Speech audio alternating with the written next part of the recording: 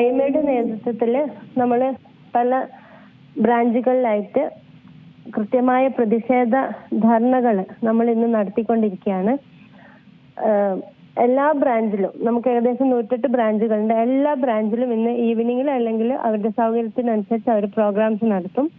കോഴിക്കോട് നമ്മൾ ഈവനിങ്ങിൽ 7:30 ബീച്ച് ഏരിയയിലാണ് ധർണ നടത്തുന്നത്. നമ്മുടെ സമൂഹത്തിന് ഒരിക്കലും സമ്മതിക്കാൻ പറ്റാത്ത, ഇത് ഇനി ആവർത്തിച്ചുകൂടാ, നമുക്ക് റിപ്പീറ്റായിട്ട് ഇങ്ങനത്തെ പ്രശ്നങ്ങൾ വന്നുകൊണ്ടേ ഇരിക്കുകയാണ്. അപ്പം ഈ നമ്മുടെ ഡോക്ടർമാർ എങ്ങനെ ജോലിയെടുക്കും, എങ്ങനെ ജോലി സ്ഥലത്ത് സുരക്ഷിതരായിട്ട് നമുക്ക് നിൽക്കാൻ പറ്റും? അത് നമ്മൾ ചിന്തിക്കേണ്ട ഒരു കാര്യമാണ്. ഇത്തരം സംഗതികൾ പ്രതിഷേധാർഹമാണ്. ഇതിനുള്ള പ്രധാന കാരണം ഗവൺമെന്റ് സെക്ടറിൽ വർക്ക് ചെയ്യുന്ന ഡോക്ടർമാർക്ക് രോഗി ബാഹുല്യം കൂടുതലാണ്, പക്ഷെ ആവശ്യത്തിന് ഡോക്ടേഴ്സിന്റെ എണ്ണം കുറവാണ്. അപ്പം നമുക്ക് ഒരു രോഗിയെ കൃത്യമായി പരിശോധിക്കണമെങ്കിൽ കൃത്യസമയം വേണം. രോഗി ഡോക്ടർ അനുപാതം വളരെ കുറവാണ്. അതായത് ഡോക്ടർമാരുടെ എണ്ണം കുറവായതുകൊണ്ട് നോക്കേണ്ട രോഗികളുടെ എണ്ണം വളരെ കൂടുതലാണ്. അപ്പം സ്വാഭാവികമായിട്ടും നമുക്ക് രോഗികളെ ആത്മാർത്ഥമായി കൃത്യമായി നോക്കാൻ സമയം കിട്ടുന്നില്ല. അപ്പം ആ ഒരു ടൈം നമ്മൾ നിശ്ചയിക്കേണ്ടത് വളരെ അത്യാവശ്യമാണ്. പിന്നെ കാഷ്വാലിറ്റി ഡോക്ടേഴ്സ് ആവുമ്പോൾ അവിടെ ഒരു സമയം വരുന്നത് പല സംഗതികളാണ്. അതായത് പോലീസ് കൊണ്ടുവരുന്ന വിക്ടിമിനെ കൊണ്ടുവരുന്ന അതിന്റെ ഡീറ്റെയിൽസ് എഴുതി വെക്കേണ്ടി വരും. അതിന്റെ ഇടയിൽ പോക്സോ കേസ് വരികയാണെങ്കിൽ അത് എഴുതി വെക്കേണ്ടി വരും. ആ സമയത്ത് പിന്നിൽ ധാരാളം ക്യൂ നിൽക്കുന്നുണ്ടാവും. ഈ OP സംഗതികളിൽ പ്രധാനമായിട്ടും വരേണ്ടത്, അതായത് ഉച്ചയ്ക്ക് ശേഷമുള്ള സമയങ്ങളിൽ പ്രത്യേകിച്ച് താലൂക്ക് ആശുപത്രികളിൽ വരേണ്ടത് എമർജൻസിക്കാരാണ്. പക്ഷെ അവിടെ വരുന്നത് എമർജൻസിയോടൊപ്പം തന്നെ സാധാ കേസുകളും അവിടെ വരുന്നുണ്ട്.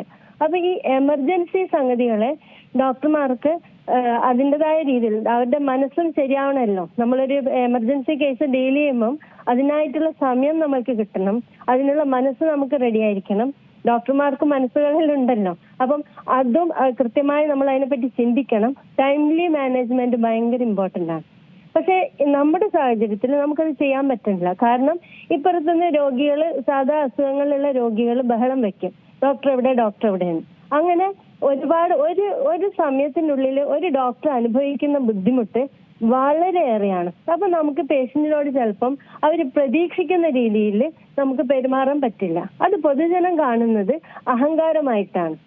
അപ്പം അതാണ് പൊതുജനങ്ങൾ ചിലപ്പം നമ്മൾ മീഡിയയിൽ കാണുന്നുണ്ട്, അവര് പല നെഗറ്റീവ് കമന്റ്സ് എഴുതുന്നതിന്റെ പ്രധാന കാരണം ഇതാണ്. പക്ഷെ നമ്മുടെ ഉള്ളിലത്തെ ആ ഒരു അനുഭവവും പബ്ലിക് അത് എങ്ങനെ എടുക്കുന്നുള്ളതാണ് വ്യത്യാസം. അപ്പൊ ഇതിനെതിരായിട്ട് നമ്മൾ ചെയ്യേണ്ടത്, നമ്മൾക്ക് ഈ ഒരു എത്ര രോഗികളെ നോക്കണം എന്നുള്ള ഒരു അനുപാതം ഉണ്ടാക്കണം.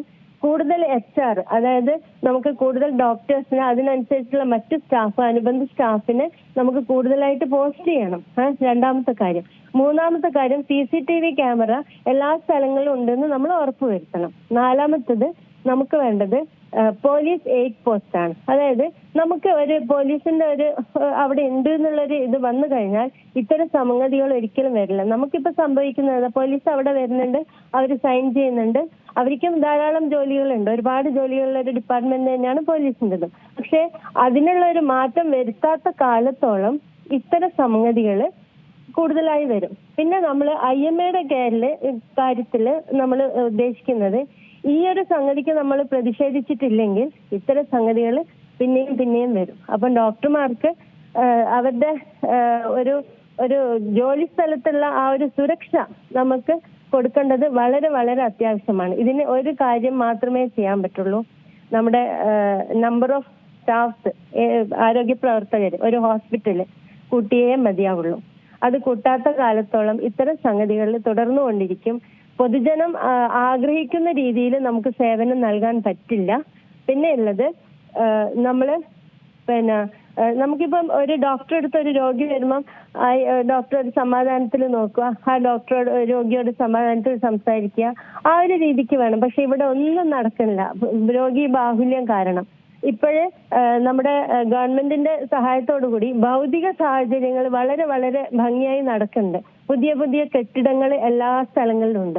എല്ലാ സ്ഥലങ്ങളിലും വലിയ ബിൽഡിങ്ങുകൾ ഉണ്ടാക്കിക്കൊണ്ടിരിക്കുന്നുണ്ട്. പക്ഷെ നമ്മുടെ നമ്മുടെ സ്റ്റാഫ് പാറ്റേൺ വളരെ 1960 മുമ്പുള്ള ആ ഒരു സ്റ്റാഫ് പാറ്റേണിലാണ് ഇപ്പോഴും പോയിക്കൊണ്ടിരിക്കുന്നത്. ഈ ഭൗതിക സാഹചര്യങ്ങൾ കൂടുന്നതനുസരിച്ച് ജനങ്ങള് നമ്മുടെ ഗവൺമെന്റ് ആശുപത്രിയെ കൂടുതൽ ആശ്രയിക്കുന്നുണ്ട്. പക്ഷെ അവർക്ക് വേണ്ടുന്ന ആ ഒരു കെയർ കൊടുക്കാൻ നമുക്ക് പറ്റുന്നില്ല. അതാണ് ഇപ്പൊ സംഭവിച്ചുകൊണ്ടിരിക്കുന്നത്. ഡോക്ടർമാരുടെ മനസ്സും എല്ലാവരും മനസ്സിലാക്കണം. നമുക്കും മനസ്സുകളും സ്ട്രെസ് ഉണ്ട്. നമുക്ക് ഓരോ രോഗിയും ഉത്തരവാദിത്വം ഉള്ളവരാണ് അല്ലേ? നമ്മളൊരു രോഗിയെ കാണുമ്പോൾ നമുക്ക് അവരോടൊരു ഉത്തരവാദിത്വം ഉണ്ട്. ആ രോഗിനെ നോക്കുമ്പോൾ ശുശ്രൂഷിക്കുമ്പോൾ നമുക്കൊരു ഉത്തരവാദിത്വം, ഇത് എന്റെ രോഗിയാണ്, ഞാൻ നോക്കുന്ന രോഗിയാണ്, അവർക്ക് നല്ലത് വരണം എന്നുള്ള ഒരു ഉത്തരവാദിത്വം നമ്മൾ എല്ലാവർക്കും ഉണ്ടാവും. പക്ഷെ ആ ഒരു ഉത്തരവാദിത്വം പൂർണ്ണമായ രീതിയിൽ നമുക്ക് ചെയ്യാൻ പറ്റുന്നില്ല. സാഹചര്യങ്ങൾ ഇങ്ങനെയാണ്.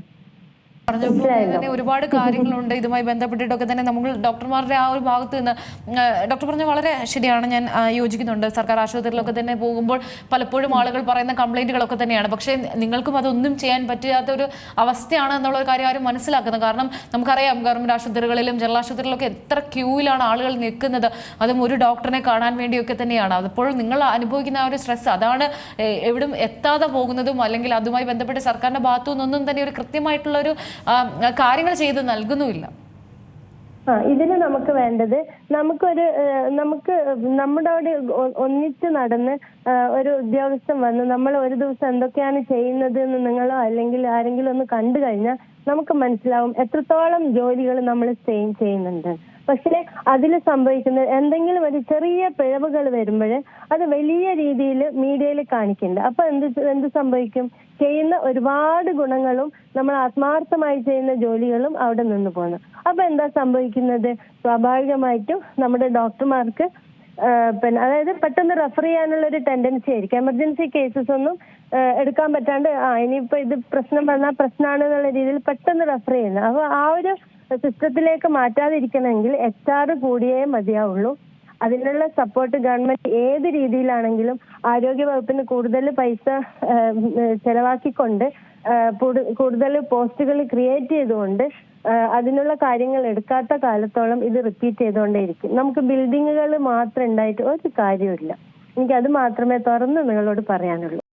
ഏറ്റവും പുതിയ വാർത്തകളും വിശേഷങ്ങളും വിരൽ തുമ്പിലറിയാൻ സീ മലയാളം ന്യൂസ് എല്ലാ ഡിജിറ്റൽ പ്ലാറ്റ്ഫോമുകളിലും ലഭ്യം.